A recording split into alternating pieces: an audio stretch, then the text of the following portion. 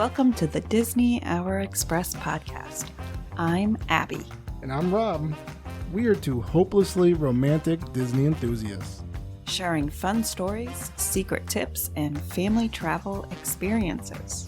If you are a Disney newbie, or maybe a season pass holder, we hope you find this information helpful. We turned our love of Disney into a unique boutique travel agency that books Disney and Universal vacations. We've got a lot of stories, so cozy on up, choose your favorite drink, Whether that be a cocktail or a hot chocolate, and enjoy the Disney Hour Express.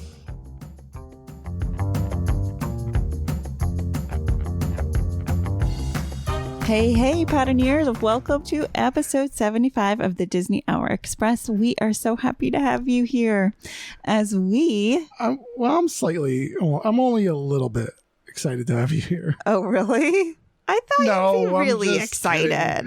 Come on now. I am excited. Oh my goodness. A Sunday. We got family coming over. We have nothing else going on today. It hasn't been a busy weekend. Well, in comparison to other weekends, it hasn't, right? You know what? Actually, what I would love to do, I wish I had a Genie Plus for the weekend. I do too. I'm so excited. I wish I could book stuff, actual stuff that's happening here in our home. I wish I could book it in advance. Just make it go by quicker. I don't know. We might need to speak about that one more in depth. But that being said, we are getting closer to our trip and we need to do a little Genie Plus review.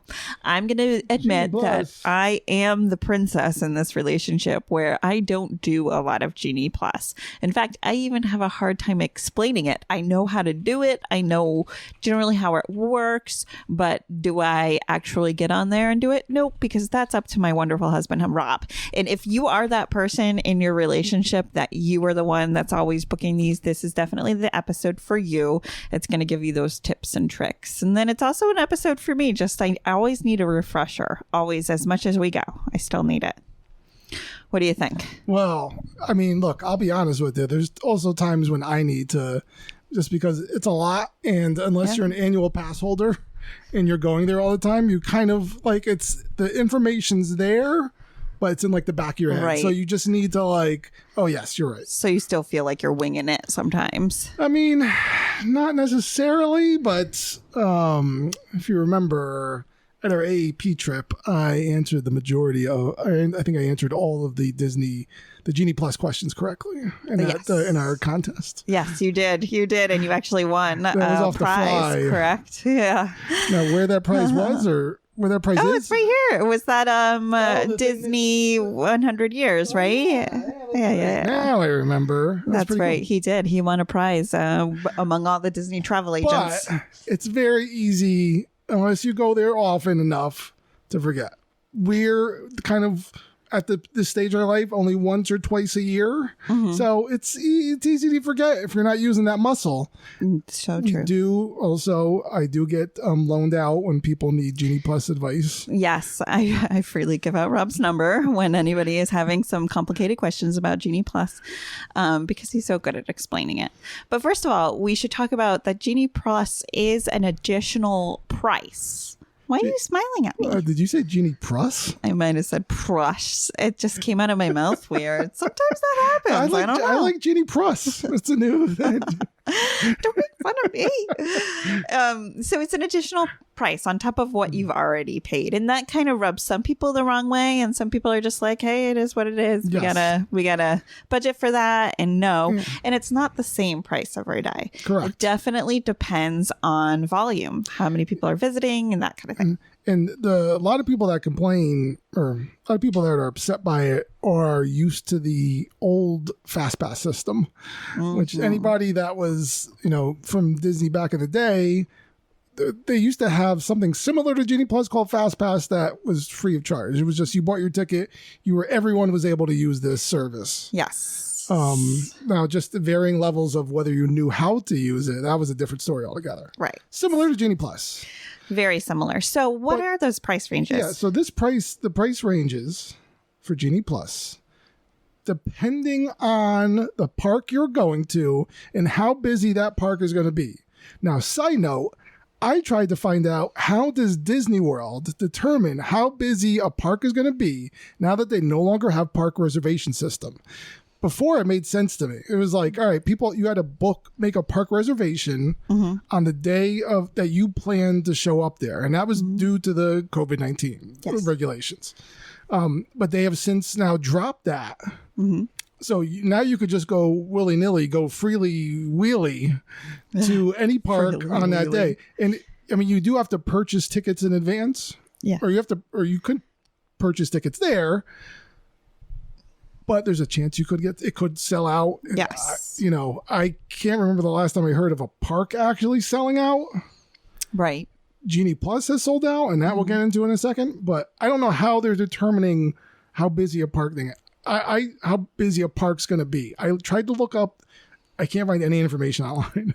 There's no metric. So yeah, and it's so interesting because they used to have really good crowd calendars. Even we jumped on the crowd calendar bandwagon last year, but things have changed so much that it's really hard unless you're part of the Orlando tourism and you're understanding how many flights are booked in and out every day. You really can't be too great. You can on being accurate on that. Yes. Now, we know traditionally there are certain times of the year that are very busy, including a random President's Day weekend in February and then, your traditional New Year's Eve, July 4th, all these kinds of days are super duper busy. So you could expect the parks to be hopping. Now, if you really want to dig into the numbers, the graphs, the stats, I love myself some stats. if you really want to, you have to go to a website. It's called thrill-data. It's thrilldata.com, but it's thrill-data.com. Insane amount of information. Probably more information than you'll ever possibly need. Crowd calendars, Genie Plus, ride wait times. They have it all mapped, everything. And that's where a lot of this information that I've shared with Abby and we're about to share with you is from that website.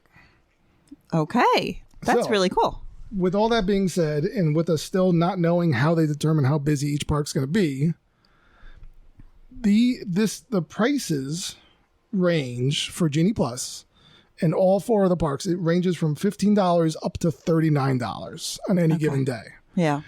So that's for each. That could range for each individual park. Now, there's a park hopper option, and that park hopper option is based on the busiest park that day. What that costs, that's what your park hopper option is going to cost. So if Magic Kingdom costs $37, that park hopper is going to be $37. There's kind of no way to beat that system there. Yeah. They're like, well, I'm going to get park hopper, which is based off of the lower park busyness, and it doesn't work that way. Yeah. So you just have to go out. So if you're looking to park hop, you still have to pay the amount for Genie Plus. Gotcha. Now, just to kind of put in there, this is per day per person. Per day per person. Right. It's not for the group. It's per day per person. Because I could see how some people would be like, well, we're using one app. It would be this one price for everybody, but it is per person. So you definitely need to calculate what that costs for your family per day. Our family is per four. Per four. There's 4 people in our family, so we're paying for 4 Genie Plus tickets coming up. Yep. Per day. Wonderful. So, my goodness. These are on the average. It's normally how it goes in order. Magic Kingdom is generally the priciest, the most expensive of those options. And I think that has to do with the fact that there's so many rides.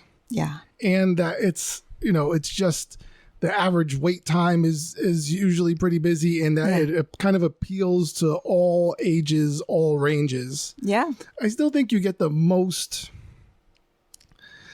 I think if your family's from young to old, you have kids in elementary school, kids in high school, and parents, I think you're going to get the most bang for your buck there. Yep. Kind of depends upon the personalities and what they're into, but I still think so. That's why Magic Kingdom's always usually always the priciest. Yeah. The second one is Hollywood Studios. They have a lot of rides. They have a lot of also, a good range of rides, but they have a lot of higher end rides as well. Yep. And then there's kind of like the last two, and they could somewhat be on par with each other. Yeah. It's Epcot and Animal Kingdom. Yep. Epcot is generally a little bit, like, as far as Genie Plus goes, a little bit pricier. Yep. Because there's actually more to do there now. There's newer rides there. Yes, there are. That as opposed to Animal Kingdom, it's also open later than Animal Kingdom. Animal Kingdom closes early because of the animals that are there. Yeah. And we're not talking about the Na'vi, because they're just 24 hours. They're always in the woods looking at you. You just can't see them. Party goers. Just can't see them. And then so that's generally the priciness of it all. So there's all types of, you can go online, you could listen to travel agents talking a podcast, and they're going to tell you what is it, like, this is probably the question that we hear a lot. Is it worth it for me to get Genie Plus? And what do you think? It depends. It really does depend. I think it's worth it. Obviously, you could look at a crowd calendar and see when it's going to be potentially be a lower wait time, like a lower park day, like lower a day. busy park day, lower populated park day, medium and heavy. I think it's worth it on the heavy days, even though there's a chance that on the heavier days that you're going to get less Genie Plus rides based off of your strategy and know-how. Right. And we definitely need to dive into that, because there's a strategy to this. You just there are strategies. At 7 a.m. book a 4 p.m. Genie Plus ride. Well, what? We're going to talk about that specific example in a little bit. Perfect. So yeah, it's definitely, I think it's generally, and again, it all depends on your price range, your budget, what you're looking to do. Rides aren't everything in Disney. It's not all about the rides, right? What? I know it's tough. It's tough to think about that, but it's not really all about the rides. You can have a great day. Your kids can have a great day, and you could go on no rides. You could still just have a great day just going. There's so much for stuff to do. It's like if you bring your kids to a museum, right? I mean, it's generally, there's no rides in a museum, but your kids might be really into that, and they love a museum. There's generally things to do without actually going on any rides. So that kind of determines, what you're actually, are you ride centric? Now, our family is generally, we want to go on rides. Yep. That's kind of our thing. We love it. We're going to try this year to kind of maybe take a step back. Yes. I don't know that they've ever seen the Fantasy Parade ever. Yeah, no, I don't think they have. I mean, I've only seen it by walking in. Like we happened to be walking in while it was happening. Yeah. That was the only reason. Yeah. So again, is it worth it? You got to look at your budget. You got to look what you have budgeted out. It's expensive to go to Disney. Yeah. It's expensive for all these things. There's a lot of different, it all depends. Is there like an after hours event? Is there extra magic hours? Is there early park opening? There's a lot of stuff that you have to kind of weigh before you make that purchase. But generally, just in my point of view, I think it's worth it to get the Genie Plus. I think you're going to get more benefit out of it. Yeah. Okay. Perfect. But it all depends on how much you know. So that's why we're here to kind of we're going to give you a rundown now and then go into a little bit of the strategies behind it. So when can Genie Plus be purchased? I don't know, babe, when? I'm just kidding. You know this answer. Do know. And that's why I'm saying, yep. You can get it at 12 a.m. if you want to stay up, but you can get it all the way up until the next morning, right? Correct. So yeah, you could buy it at any point of that day. The day you're from 12 o'clock from when you buy tickets at Disney, right? You do have to actually pick. You have to purchase your tickets for a specific date range. Yes. Right. especially obviously if you're staying on a resort, they know you're going at some point during this resort stay. Yes. But when you're at 12 o'clock, when midnight hits, you can buy Genie Plus. Mm-hmm. Now, is it necessary for you to stay up until midnight and buy Genie Plus? Absolutely not. It is not worth it. But why? Because people think that if you're staying up and you get it at 12 a.m. that you can start booking rides then. But that is not true. That is not true. I just wanted to give the why. Yeah, no. So you can purchase, because you can't pick your first ride on Genie Plus, a Genie Plus Lightning Lane, which I'll define in a second, until 7 o'clock. However, can I interject here? Okay. Because you did say that Genie Pluses can sell out. Genie Pluses can sell out, but they haven't sold out before 10 a.m. ever. Okay, perfect. So they've never sold out before 7. Mm-hmm. It's always been once the parks have opened and then people started realizing, hey, it's busy, I'm booking this Genie Plus. That's when it's happened. So it's never booked out before 10. Good at least in my findings. Okay. So wake up at, you should probably be up earlier when you go to, I'll be up earlier, let's put it this way. But by 6:45, you want to have your Genie Pluses purchased because you've got to be ready to go. 7 o'clock is an important hour. So yeah, it obviously it costs a different amount of money per park, per person, per day. So you got to be ready for that. Theme park visit. Yes, that's true. You have to have a ticket purchased for that day or a ticket available for purchase that day. But like as I said, it's only sold out on a few occasions, but never before 10 a.m. So good to know. Okay, so now one of the other things to know is that there's, and I didn't put this in the notes, so Abby doesn't know what's coming, but there are 2 different types. The Genie service itself is a free service. Yes, right? Like on your My Disney Experience app. It is a free service. And it basically could just give you a tour. If you know nothing about Disney World, you could answer some questions and it can direct you where to go. Yep. It can map out a potential day for you. It could. Now, it's not going to do anything to get you on those rides any quicker. You're going to be waiting in standby lines and you're not going to know anything about virtual queues and all that other stuff. But it could map out, it could bring you to where all the princesses are. Yes. And it'll show you where you could find them.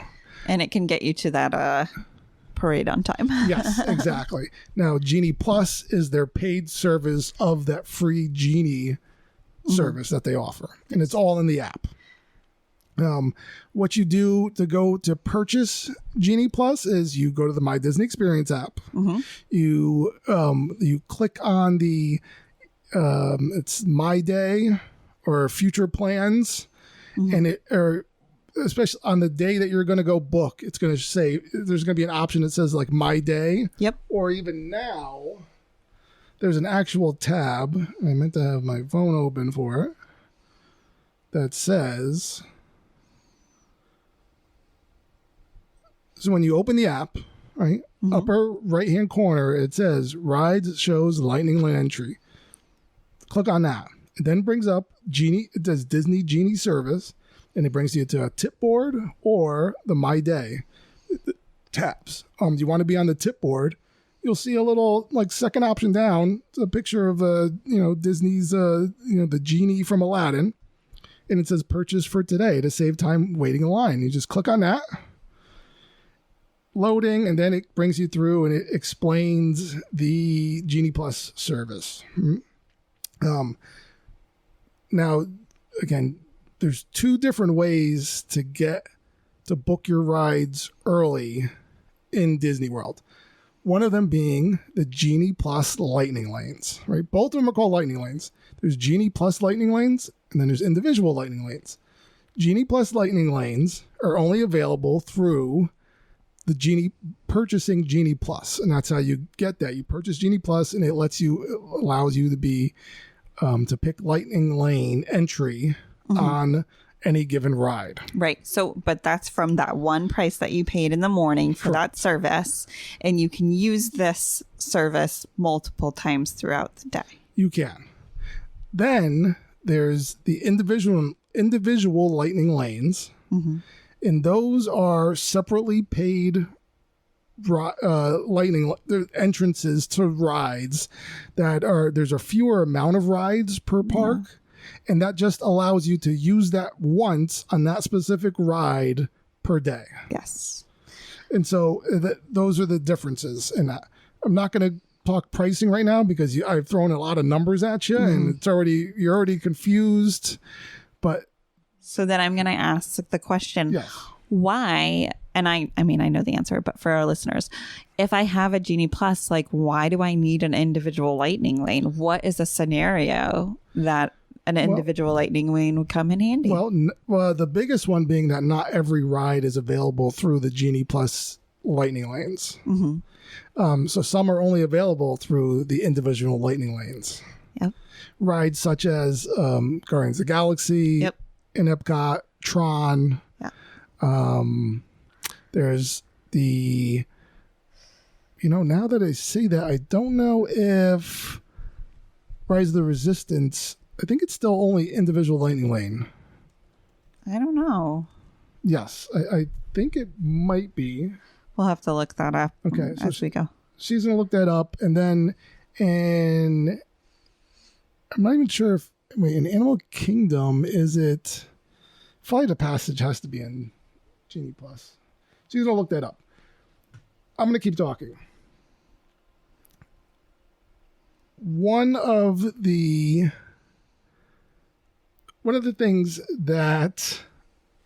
tips, I should say, and one of the important aspects, and this is what Abby was talking about, is that you should always have a Genie Plus guru.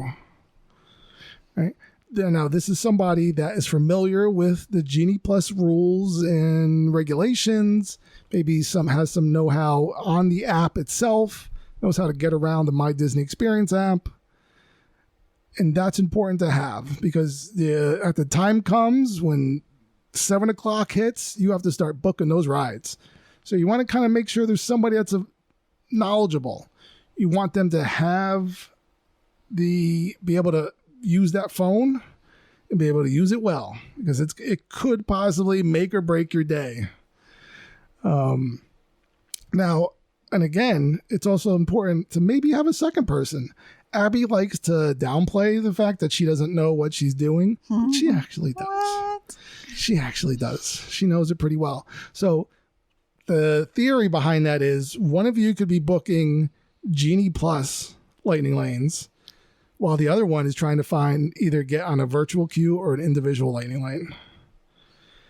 And we'll talk a little bit more about virtual queues, but we won't go too far into when we talk about Tiana's Bayou in a little bit, because that's opening during this Very week. While soon. this episode's available, you'll be able to go on to Tiana's Bayou at some point. So cool. Did you want me to tell you which are okay. So we have to go park by park here. Okay. So again, there's a bunch of rides that's for the Genie Plus service lightning lane, but the individual lightning lanes over at Magic Kingdom would include Seven Dwarfs Mine Train and Tron. Okay, and then over at Epcot, we have Guardians of the Galaxy Cosmic Rewind, which is the lightning lane. Is the lightning lane, also a virtual queue. Yep.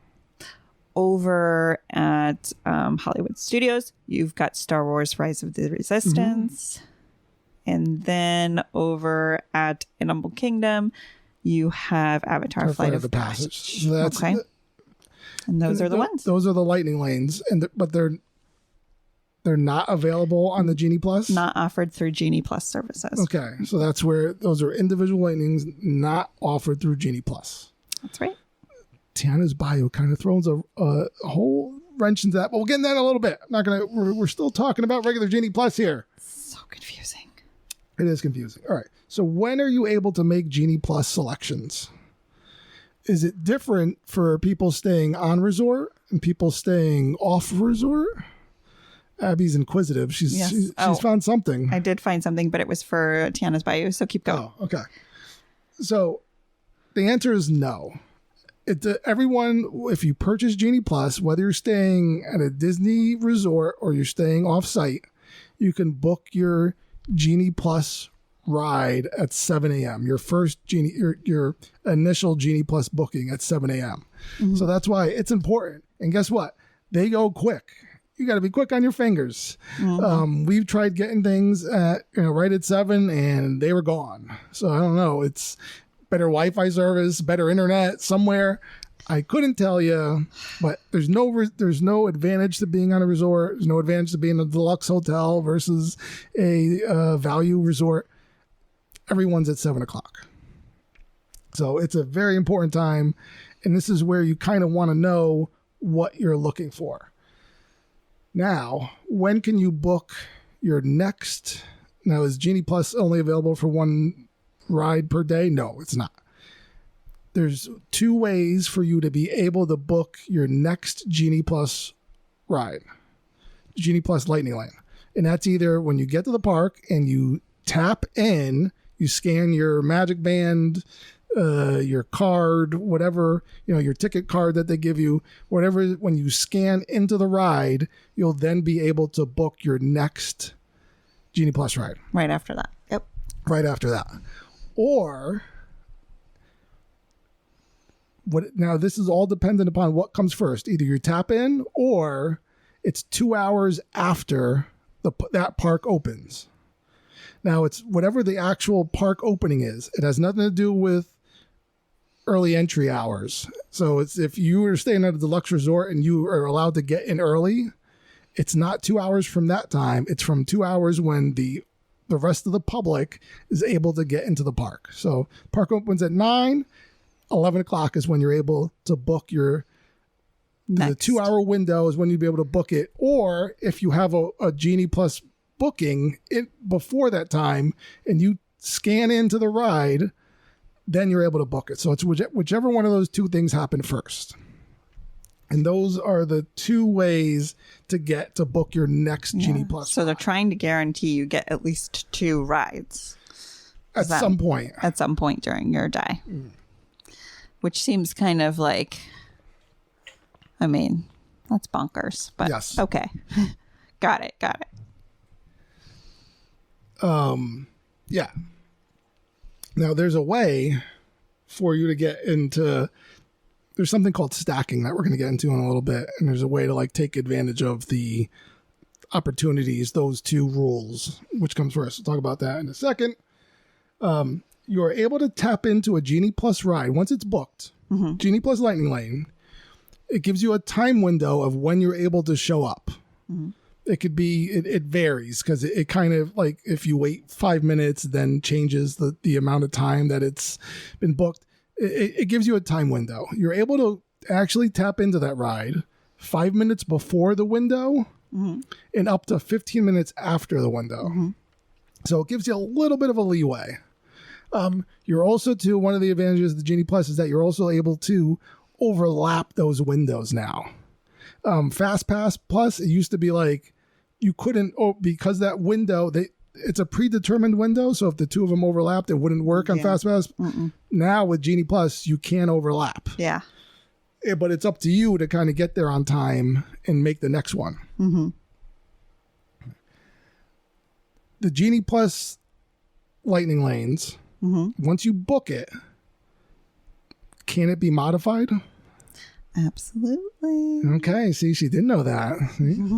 Are you surprised? See, she knows more than she lets on. It's true. Individual Lightning Lanes, once you book them, they cannot be modified. That's it. You're there. You're done. There's no way to change that. And so that's another kind of the difference between the 2. On top of you playing it all. Now we're going to talk about strategies. Okay. One of the strategies is the rope drop strategy. The rope drop strat, as I'm calling it. I'm ready for it. Okay. So now, some people would say that you shouldn't book your first ride within your first Genie Plus Lightning Lane within the first hour of the park opening. If Magic Kingdom opens at 9, okay, choose a window that is after 10 o'clock. Why is that? So that if you're planning to be there at rope drop, usually the busiest rides have the lowest wait time. Correct. At that time. Right? So generally, giving an example, when we're at Magic Kingdom and we're doing rope drop, we go to Seven Dwarfs Mine Train because we know we're going to be waiting maybe 30 minutes at opening. 30, 40 minutes. Yeah. So you should be able to get in and out before that 10 o'clock window even starts. So you've already gotten it. You already gotten I hate to say gotten it out of the way. I don't like that phrase, especially for Disney rides, but you've done it. It's good. And you've been able to get in a busy ride first thing. And that's generally the way that works. Now, does it always work that way?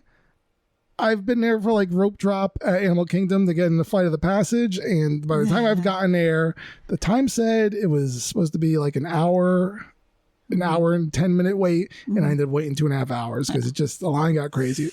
But that was a long time ago. Things have died down. So generally, rope drop will allow you to get there. So you don't want to book your first one until after 10 o'clock. And I think that's almost, for the most part, a pretty good rule.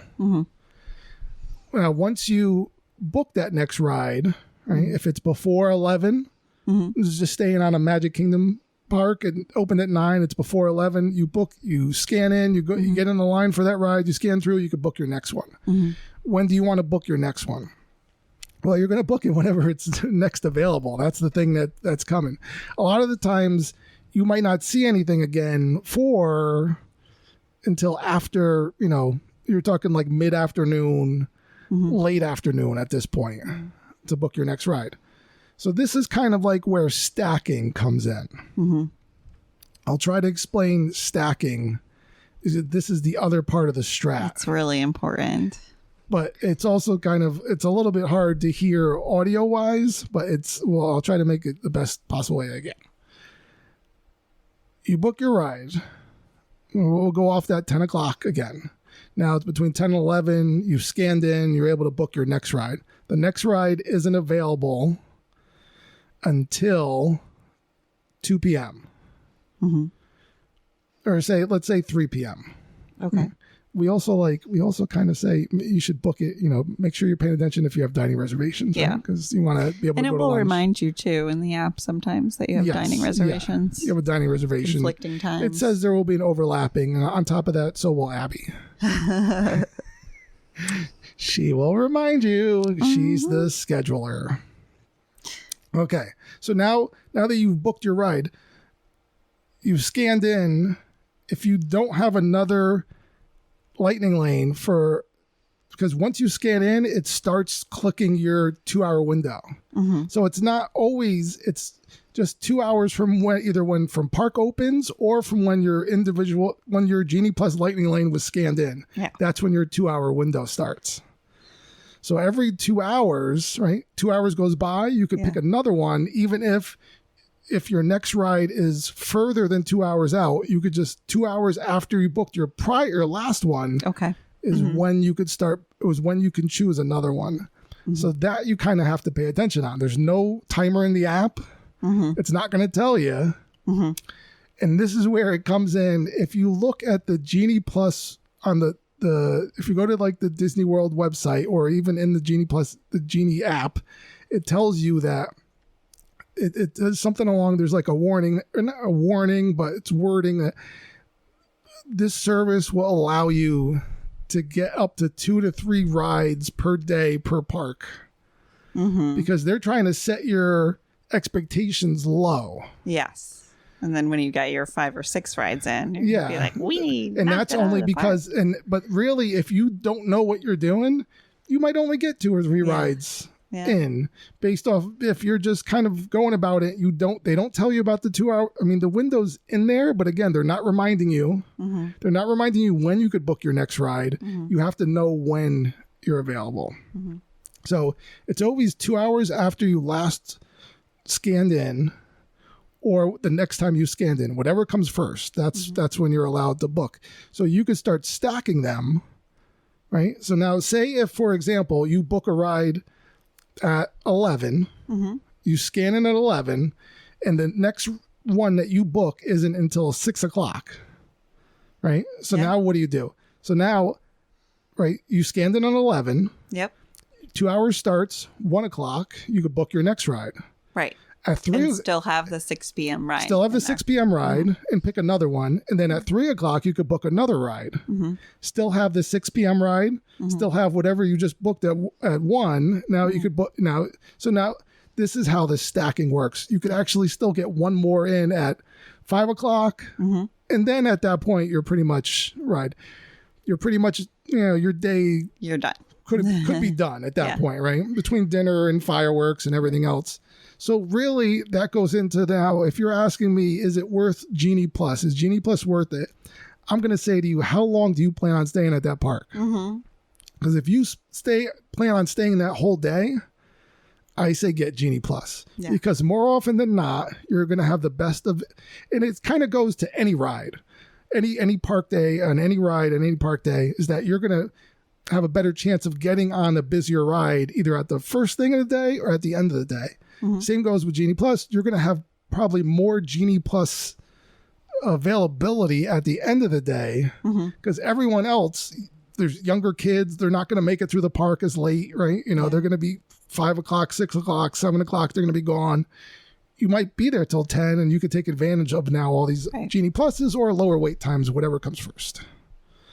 So that's kind of where stacking is. And I say it's worth it if you plan on staying in there all day. Yes. 100%. And that's also why Animal Kingdom is the lowest price because it's also the lowest. Yeah. So there's going to be more kids there. There's going to be more people there throughout the course of the day. And that kind of the crowd's not going to start dwindling off as sharply as the other ones because they're open later. Perfect. That was a really good explanation. You did great. So good. That is Genie Plus. Those are the strats.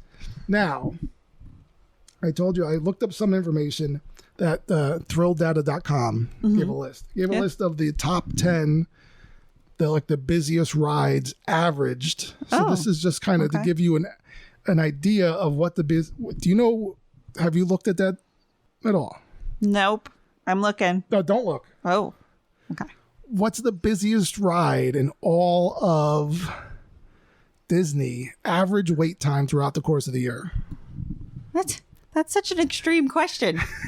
The busiest ride throughout all of Disney. This is like when I used to go around and just ask you the wait time during the day, right? The queue time. What's the longest queue time for a ride on average throughout the course of the year? Like for a long, I would say it had to be between 75. Well, what ride is it? That's what I'm asking. Minutes and 90 minutes. Well, I mean, I'm just thinking out loud here. Okay. And then would it be, I mean, could it be Tron? Because I'd still say it's a Flight of Passage. Well, Tron's on a different, again. Oh, yeah. Sorry. Tron wouldn't count in this. Sorry. It's not really timed that way because of the virtual queue. Okay. So without putting you on the spot even more than I already did, unless you want to take another guess, because I was saying it was Flight of Passage, but it's not. But it's not. But that's what you would think. It's Slinky Dog Dash. That has had an average wait time of 101 minutes throughout the court. Taken in every day of the year. Yikes! Yeah, it's Slinky Dog Dash. So that's technically the most popular ride in Disney, Slinky Dog Dash. Well, that's good to know. It is a great ride. Yeah, it is a great ride. But that's also one that you want to target. Either you're going to try to do your first, you're going to try to do your rope drop strategy, or you're just going to try to book it later in the day through the Genie Plus service using that stacking. I hit my microphone. So that's something to look at. Now, the second one, you're correct, and this is what Abby said, was Flight of the Passage. It was a 90-minute wait, 90-minute average wait. So still, that ride's been around for a while, but it's still awesome. And based off the fact that it's the busiest ride in Animal Kingdom because there's the least amount of rides, so it's always generally busy. Now, it's funny, the next one is Star Wars Rise of Resistance is number 3. But the drop off here, so Flight of the Passage was 90 minutes. Yeah. Star Wars Rise of Resistance average wait time is 59 minutes. Oh. So it drops like a half an hour. Okay. It really starts to drop down, which is kind of crazy. Number 4 is Remy's. It's just 58 minutes, a minute drop. Seven Dwarfs Mine Train, still 56 minute. Then we got the Millennium Falcon Smuggler's Run at 51. Frozen Ever After, still 51. Kilimanjaro Safaris, generally a popular ride in Animal Kingdom. Very popular. That's a 50-minute average. Navi River Journey, 48-minute average. Okay. Right. And then number 10, want to guess what it is? No. Living with the... No, I'm like... it's actually the partner in the same building. It's Soarin' Around the World. Yeah. Okay. All right. People love that ride, and that's a 44-minute average wait time throughout the course of the year. Wow. So those right there, right? Those are the targets that are mostly that you want to go after and try to book in one of your 2 strategies. Mm-hmm. Whether you're trying to get there a rope drop or you're trying to book it and you're stacking Genie Plus. Yep. Those 10 rides are what you're going to go for. Now, you just might have like a sentimental ride that you're like, I just want to make sure that we're going on this. Yeah. It's going to happen. You could do that, right? Like I love Mickey's PhilharMagic, but we're probably never, unless it's just like we have nothing else to do. And I'm like, we have a free one. I'm never going to book that because it's always 15-minute wait. It's just one of those things. It's kind of like Living with the Land, Abby's favorite ride. Generally, it's usually, sometimes it gets crazy if it's like the weather's really bad and everyone just wants to be inside. But for the most part, you're not going to wait that long. No, I hit my microphone. So those are our go-to rides that we don't feel like we need to put on Lightning Lanes or Genie Plus or any of that. One of the other graphs that I found that was somewhat interesting was their kind of crowd or average wait time calendar. Mm-hmm. And I'm looking at that now. Yeah, so that just kind of, and it's a little hard to read in the form that I put it. Unless I don't know how to magnify on Google Docs, but the heaviest wait time of all of the last year is in January. Mm-hmm. Or it's right around, I'm sorry, it's not January, but it's the end of the year, end of December going into January. So it's the holiday season. It's in between New Year's and Christmas. And that's generally known as the busiest time of the year. Because everybody's got off and looking for things to do. And then there's all little spikes. There's spring break, as you see in April. Mm-hmm. There's a busier time. Now it goes down to like the lowest wait times were in September. Yep. Right? Because that's where everybody's back in school. So no one's really taking a vacation then. Such a good time to go if you can. It is, because that's the lowest wait times. And those are the times when maybe you don't need Genie Plus. Right. If you're going there. But if you're going, if you really want to go to Disney during the Christmas and New Year's, I say it's worth getting the Genie Plus, but you're probably going to pay the most expensive price in every park, right? Yeah, 100%. I love that. So that's really about the Genie Plus of it all. I think that was a really, really good explanation. Super helpful. I love the review and I always need it. Hey, we've got an exciting day coming up this week, which is Stitch Day. Stitch Day. 626, right? Yeah, that's when the experiment happened. Yeah, he's experiment 626. Yeah. So you'll see a lot of Stitch posts coming about. We'll definitely be celebrating. Our kids are big Stitch especially lovers. Bailey's. She sleeps with a Stitch stuffy every night. Yes, she does. On a Stitch blanket. Yep. Also with Stitch's quote unquote enemy / love interest, Angel. Angel. Yeah. Also, there was a nice teacher discount in case you didn't hear about it. This summer, teachers and I guess staff that work in school can save 20% off at select Disney Springs hotels until September 2nd. That's a really big deal with everything else that's going on at Disney. There's a lot of different discounts. We still got those 4-day, right? Park hopper, not park hoppers. I'm sorry, 4-day discount tickets, which are really incredible. So the Disney Springs hotels you'd want to look at would be the Wyndham, Garden Lake Buena Vista, Holiday Inn Orlando, Doubletree Suites in Hilton Orlando, Drury Plaza Hotel Orlando, Hilton Orlando Buena Vista Palace, and Hilton Orlando Lake Buena Vista. These are all Disney Spring hotels that are offering that 20% discount off. Of course, your travel specialist can help you with that. I think that's wonderful. I mean, come on. I like it. I like it.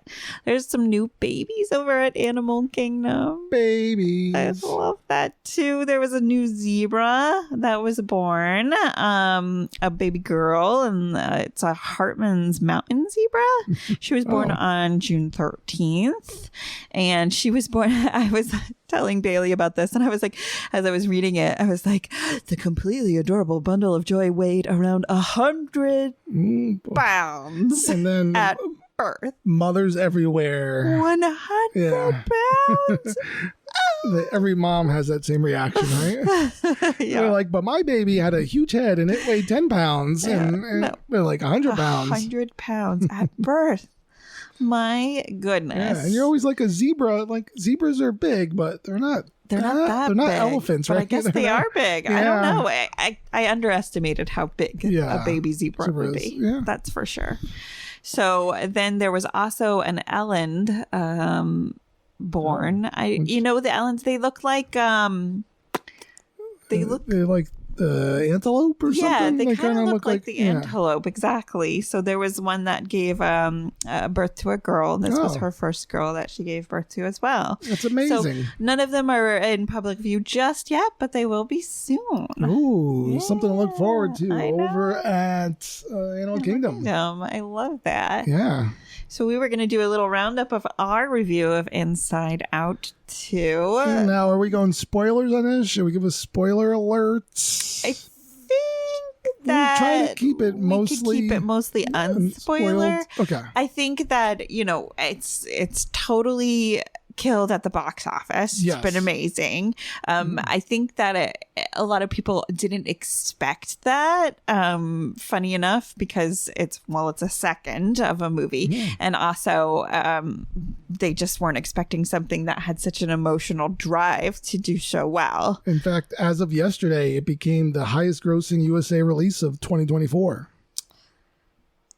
That's bananas. That is bananas. I can't believe that. Domestically, it's made $285 million, which is just insane. It's passing Dune Part 2, which made $282. So it's already in there. So I have to say that our kids loved this movie. They really, really loved it. They liked the first one. I think they loved the second one for sure.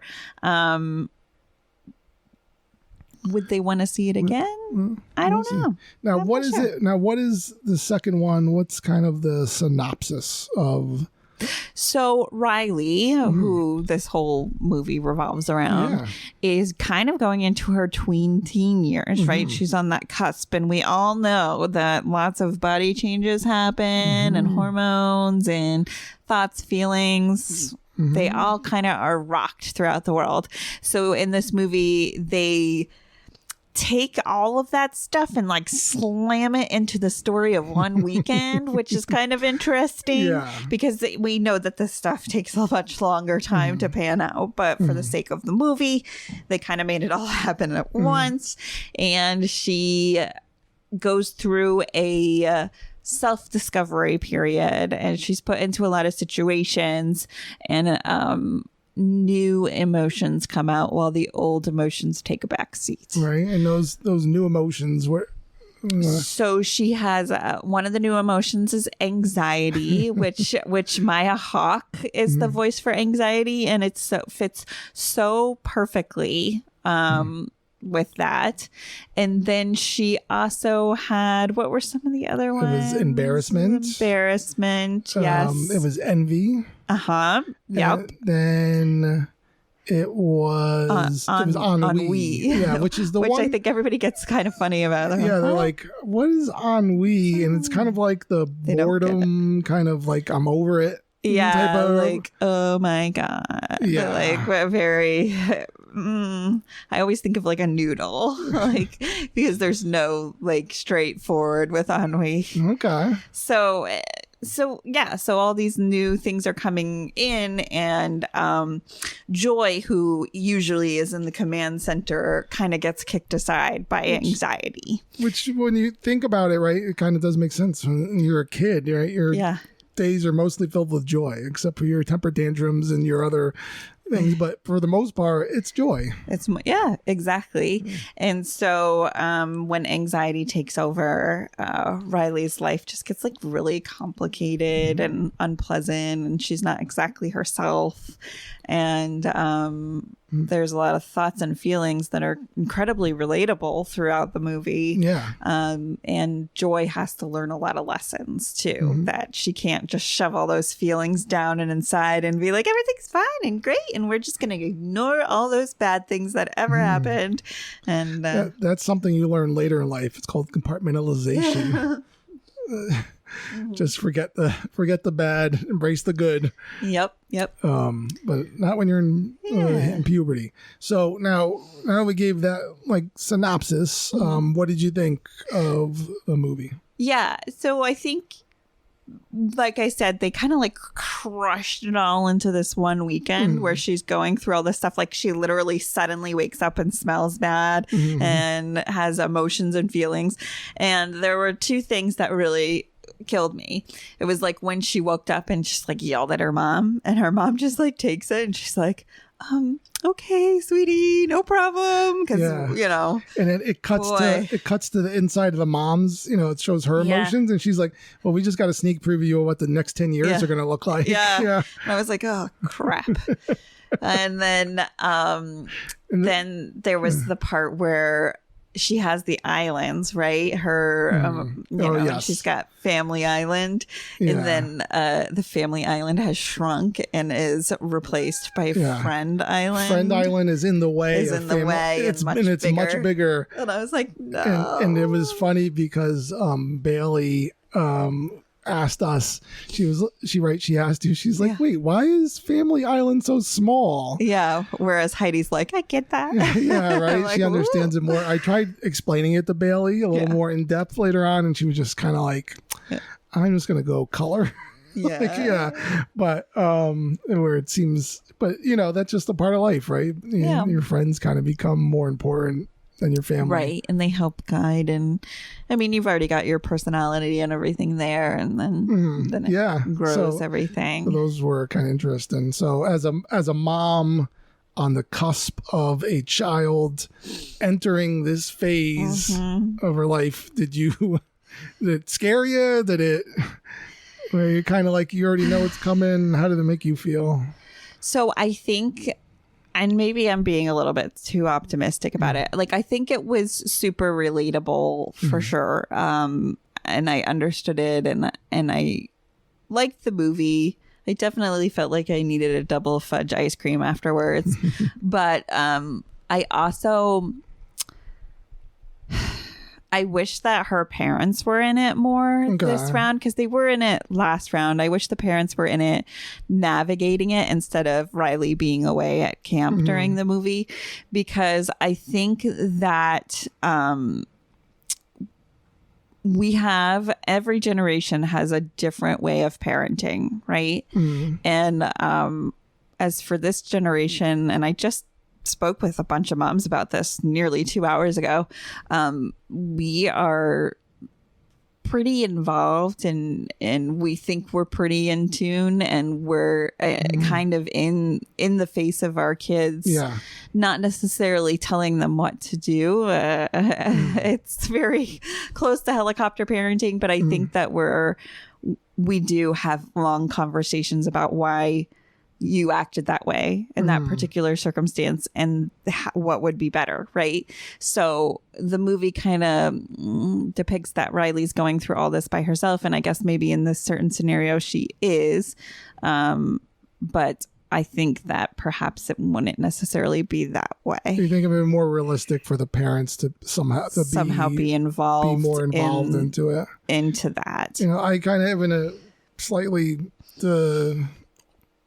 not related but related fact, and this is just coming from a podcast, another podcast I listened to, and they so I don't know if it's absolutely and true, but they were just saying how kids these days, there's less preteen to teen drinking. Like kids are starting to now drink, like the average is getting older as opposed to getting younger. Okay. So they think that has something to do with the fact that the parents are more involved in everything. Yeah. As opposed to whereas as we were growing up, it was more, hands off, and you guys are on your own, when you're 8. You could walk down to your friend's house. Whereas we're driving the kids everywhere, sort of thing, and or walking with them. Well, and we keep our kids really busy in life these days. I'm sure that it was that way too. I guess I was pretty busy, but not like they are now. Like if they have an activity, it's an activity that's like 2 hours after school versus like my activities were like 30 minutes or something like that. It's a little different. Maybe baseball practices or sports practices were a little different. Gotcha. But yeah, no, I get what you're saying though. The kids are busier, so yeah. All right. So what was your thought on yeah, this? I mean, I think just on the movie, I think I like, now this is, I'll also say that I didn't see the first Inside Out until the day of. We went to go see Inside Out too. We started watching the night before, and everyone got tired. So I hadn't seen it. I think I liked the first one a little bit better. I think I thought it did a better job of world building these emotions and how it works. And then I felt like with the second one, like they didn't expand on that enough. Gotcha. Like it could have been something bigger or more verbose than what it was actually, what they did with it. Like it didn't seem like they built enough on what they set upon the first one. There was a little bit like, I was just how these new emotions displaced the other emotions kind of threw me. It kind of, I think I mentioned that to you when we left. I was just like, would these emotions go away? Like, would they replace them, or would they just be like muffled in a way? And I guess, obviously it's a plot and they need to move the story somehow. But yeah, so it was kind of that. So I did like the first one better, but I enjoyed still this. I was engaged and I found it, to be a good time. Now, I think it was really important for them to make anxiety the villain, because I think this day and age we're so easygoing about saying like, yeah, I've got anxiety, or that's just my OCD, or like whatever. And we brush it off like this is normal. It's normal to have anxiety. And then when you make it a villain in a movie, I think it makes children who watch it understand that like we are going to actively work on not letting anxiety take over. We're not going to let the villain take over us. And I think that's a pretty good lesson to learn. Interesting. Yeah. Anyways. I like that take on it. So would I want to see it again? I wasn't in love with it, but it was good. I also feel like that was one where the kids like haven't asked. It wasn't like they asked to watch, or I've seen them watching Inside Out. Right. Again, up until just now when the movie was coming out. So that was... Yeah, like when Elemental and Wish came out, like they wanted to watch it over and over and over again. Yeah. This one's a little bit on the heavier side, so they're not like, I want to feel heavy emotions again. Yes. So, yeah, it was good. But yeah, I did enjoy it. There you have it, folks. That is our Inside Out 2 review. Yeah, exactly. So I'll mark that down so they could, if they don't want to hear anything about the movie, they could skip ahead to 58 minutes. So we'll take a look at that when I put it in the description for everyone. Going around the park, did you have anything else you wanted to talk No, that's what I got. So there's not a lot going on around the parks, but one thing, and this was being a Star Wars fan, this is just, and also I was a big Daisy Ridley fan, just in general.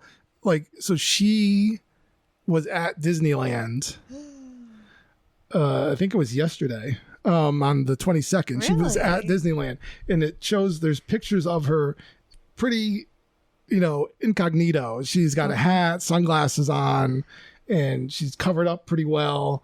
But she, of course, goes to Galaxy's Edge. And there's pictures of her. I'll see if I can send it to Abby. Oh, I see her. I see her. There. Yeah. So she had a VIP tour. She had a tour guide, of course. Yeah. Which was bringing her around to the rides. But she actually stopped the in-park walk-around Ray. Okay. And they had a discussion. No. Yeah. So look, that's the picture I'm showing you right here. Okay, I see. It's Ray. Yeah. They're sitting there having a talk, and there's the VIP tour guide in the middle of them. But she's talking to the Ray. How cool is that? That is a really cool. There's a really awesome video of, I don't know who took it, of somebody in her group, or it could have been the tour guide. She goes on Rise of the Resistance, and you can see, obviously, she's like, there's not a lot of people in the ride. Yeah. So it must have just been whoever she was with. Right. But in the beginning of Rise of Resistance, the hologram of Rey shows up, and it shows her watching this, and she's like, "Whoa!" And then she turns around and looks at the camera, and she's like, so like enamored, like that's awesome. Like when people are like that, and it's so cool. She's obviously she's going to be in the next Star Wars movie. Yeah, it's going to be about her, and so that's just kind of amazing. That's a cool picture. I read that and I was just like, that's so cool. The one where she's talking to the dressed up Ray. So walk around Ray. The walk around Ray just looks so like, who are you? She doesn't even look like she knows in this picture. Yeah. She's playing. Yeah, it looks like she's playing it pretty cool, right? Yeah. I guess. Arms crossed and everything. Yep. Oh, well, that's cool.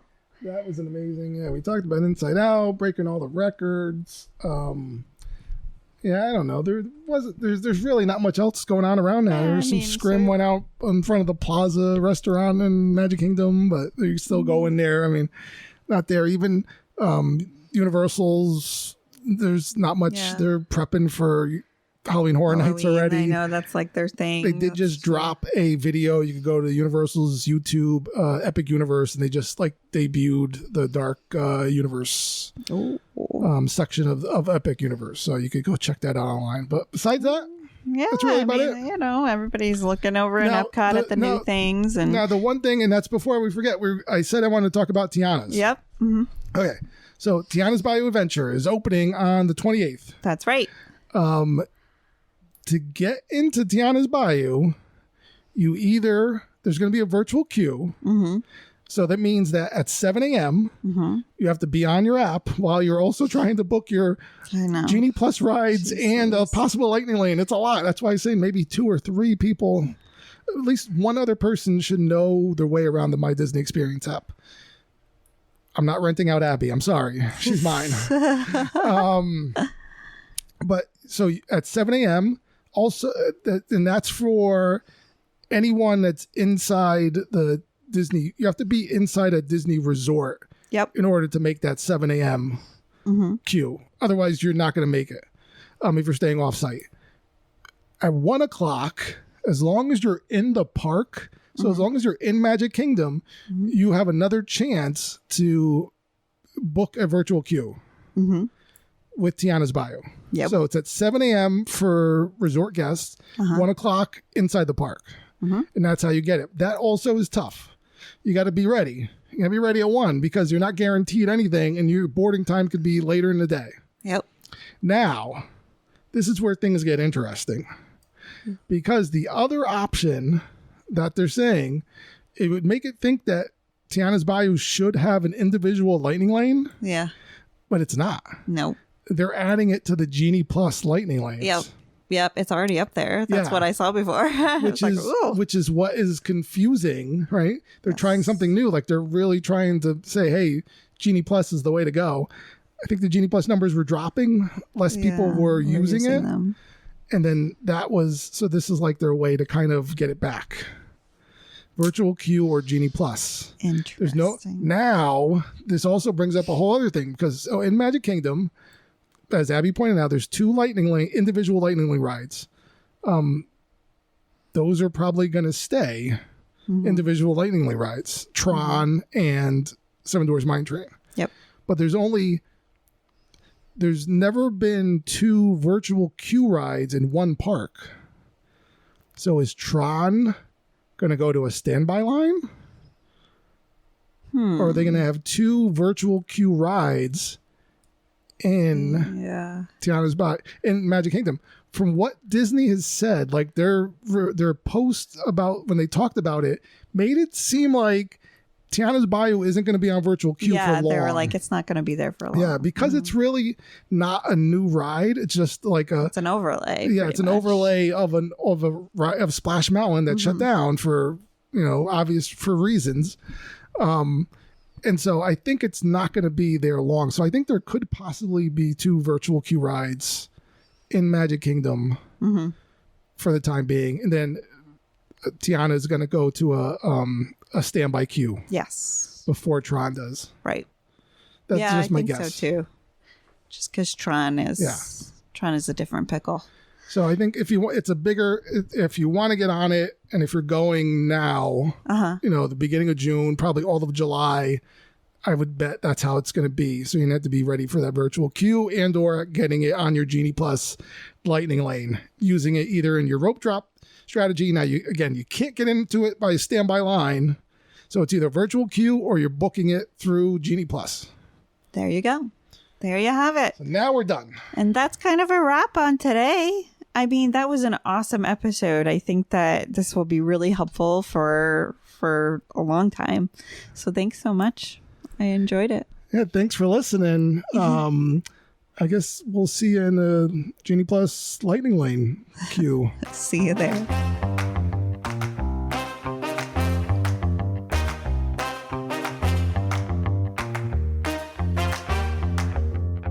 This has been a Family Travel Planner production.